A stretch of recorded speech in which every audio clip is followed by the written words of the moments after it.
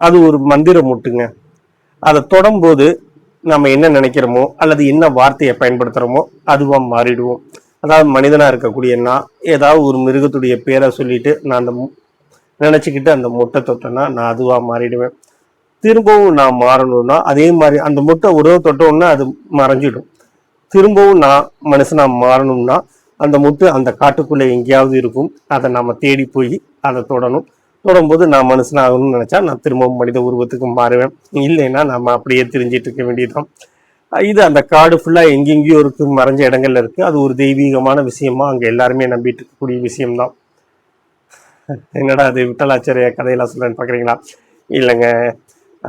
என்ன சொல்றது, இது ஒரு கார்ட்டூன் மூவி நெட்ஃபிளிக்ஸ்ல ரிலீஸ் ஆயிருக்கு. ஸ்வாப்டு அப்படின்னு சொல்லி படத்துடைய பேர். தமிழ் டப்பிங்லேயும் இருக்கு.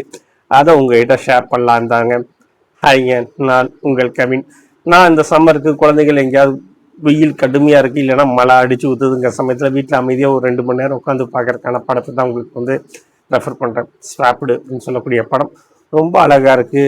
என்ன சொல்றது, நான் ரசிச்சு பேசுறேன்னா அந்த படத்தை நான் முழுசா பார்த்துருக்கேன்னு அர்த்தம். ஒரே டைம்ல உட்காந்து பார்த்துருக்கேன். யூஸ்வலாக நான் படத்தை வந்து கால் மணி நேரத்துக்கு மேலே பார்க்க மாட்டேன். எனக்கு அதுக்கான பொறுமை கிடையாது. பட் இந்த படத்தை ஒரே ஸ்ட்ரெச்சாக உட்காந்து ஃபுல் படத்தையும் பார்த்து முடித்தேன். அவ்வளோ அழகாக இருந்துச்சு. எல்லாமே அனிமேஷன் மூவி தான், எல்லாமே பொம்மைகள் தான், எல்லாமே சிஜி ஒர்க் தான், எல்லாமே நமக்கு தெரியுது. பட் அதை தாண்டி அந்த படம் நம்மளை உள்ளே இழுத்துக்குது. அது ஒரு ஒரு சிருஷ்டியா அனுமானிக்கப்படுகிறது. ஒரு ட்விஸ்ட் வருது படத்துல. ஐயோ அப்படின்னு நம்ம எங்கேயோ தொலைச்சிட்டோம் இல்லையா அந்த குழந்தைத்தனம், அதை நம்மளை மீட்டெடுக்குது அப்படின்னு தான் சொல்ல முடியும். ஸோ அந்த அளவுக்கு படம் நல்லா இருந்துச்சு. நான் சிலாகிக்கிறேன் அப்படின்னா எனக்கு அவ்வளோ பிடிச்சிருந்துச்சு. அதே அனுபவங்களை உங்களுக்கு தருமா அப்படிங்கிறது எனக்கு தெரியல. பட் அவதார் பார்க்கும்போது உங்களுக்கு உள்ள ஒரு குழந்தை இருந்திருக்கும் இல்லையா, அந்த குழந்தையே நீங்க எந்த படத்தை பார்க்கும்போது பார்க்கலாம்.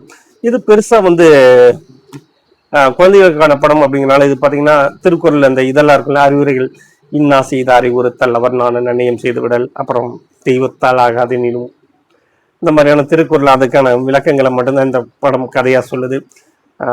இப்படி சொல்ல நல்லா இருக்குங்க. உங்க குழந்தைகளோட சேர்ந்து பார்க்கலாம். எந்த விதமான ஆபாசமோ வக்கரமோ வன்முறையோ இல்லை குறுக்கு புத்தியோ எதையுமே சொல்லி தராத ஒரு படம் அப்படிங்கிறதுனாலே நம்பி இந்த படத்தை பார்க்கலாம்.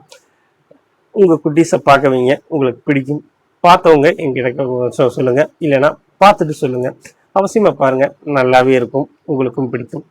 ஓகேங்க, நான் இன்னொரு வீடியோவில் நான் கண்டிப்பாக திரும்பவும் சந்திக்கிறேன். இந்த படம் நெட்ஃப்ளிக்ஸில் இருக்குது. படத்தோட பேர் ஸ்வாப்டு.